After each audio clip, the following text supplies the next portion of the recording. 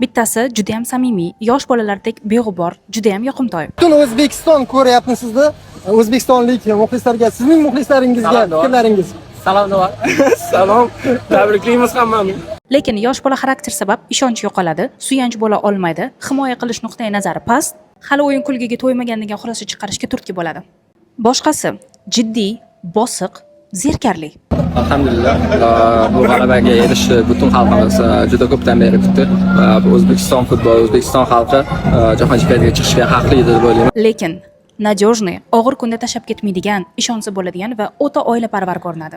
Begina odamlar sizni ichingizni, bosib o'tgan yo'lingizni va tajribalaringizni bilishmaydi, lekin ular siz haqingizdagi tasavvurga ega bo'lish uchun ikki og'iz gapingizni o'zi yetib ortadi.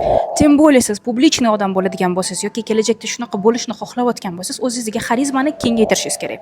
Bunga yordam beradigan birinchi eng muhim narsa bu ko'p kitob o'qish. Kitob o'qish lug'at boyligini oshiradi, sizni dovdirashdan saqlaydi va dunyoqarashingizni kengaytiradi. Qaysi kitobdan boshlashni bilmayotgan bo'lsangiz, jonni opsiyaniyada o'zimning tavsiyalarimni qoldirdim. Xarizmani kuchaytirish va kengaytirish haqida keyingi videolarimizda batafsil gaplashamiz.